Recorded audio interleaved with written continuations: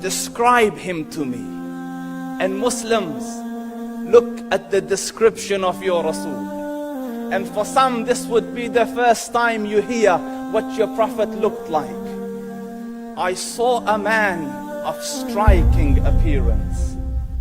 ظاهر الوضاء أبلج الوجه, radiant face, حسن الخلق, beautifully created.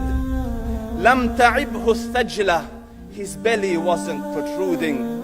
ولم تزر به السعلة, nor was his head disproportionate and small. وسيم قسيم, proportionate and delicate, finely made, a specimen of a creation. في عينيه دعج, in his eyes there was a contrast. The dark was immensely dark, the white was excessively white.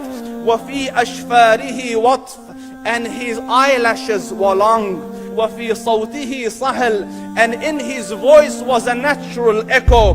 وفي عنقه سطع, and his neck was elegantly long.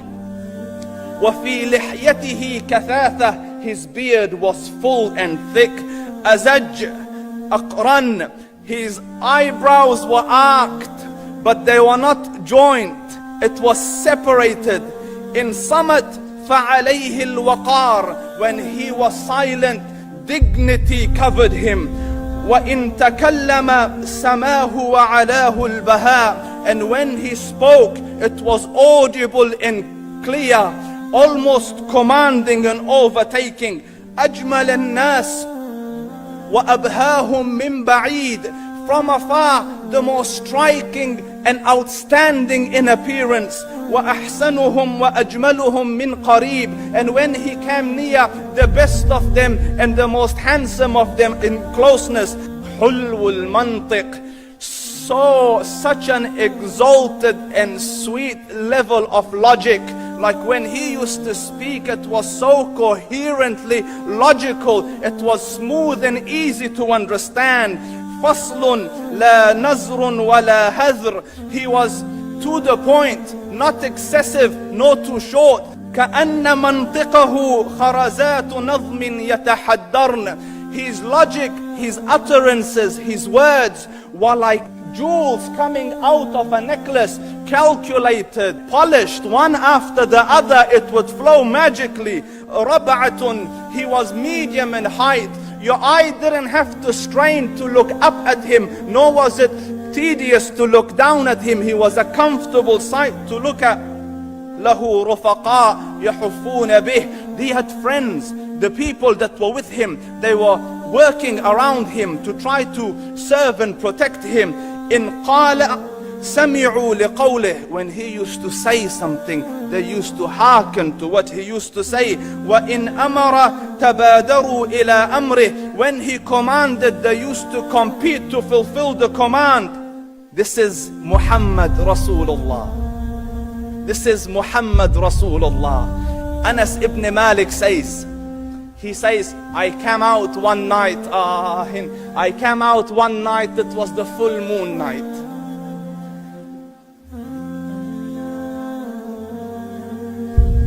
And I looked at the moon, and in the desert, understand, the moon is an awesome sight. It is smooth, it is radiant, it is clear, it is gentle compared to the scorching sun at which they are used to. So the moon was the epitome of beauty. So he says, I came out at a full moon night and I looked at the moon and I saw it, beautiful, handsome. So I said, let me go see if the moon is more handsome or my Prophet is more handsome. Let me see if that is more beautiful or the Prophet is more beautiful. So I went and I saw him standing afar. So I looked at his face and I looked at the moon, and I looked at his face and I looked at the moon, and I looked at his face and I looked at the moon, and he said, Wallahi, he was more handsome than the moon in its entirety. That is just the look of your Rasul. Aisha radiyallahu anha says, I was sewing with the needle, my needle dropped in the dark, I couldn't find it, I said, Ya Rasul, I can't find it. He moved his face close, and I swear, out of the radiance of his face, I found my needle. And the Prophet sallallahu alaihi wasallam was mind-bogglingly handsome, but his handsomeness was covered with waqar and jalal and hayba. The Sahaba say, when we used to sit at his feet, two feelings conflicting would come on the heart. The first one, you wanted to look at him. You wanted to behold the majesty of his face. And when you wanted to look up, shyness used to overtake you, so you used to look down. Amr ibn al-As says, I sat with him many times, but if you ask me to describe his face, I can't describe it. I wouldn't be able to look up to him ijlalan wa ta'zeeman. I couldn't look up at him. And that is why he didn't have the problems that Yusuf alayhi salam had. Because it was difficult to penetrate the awe and the splendor of the Rasul.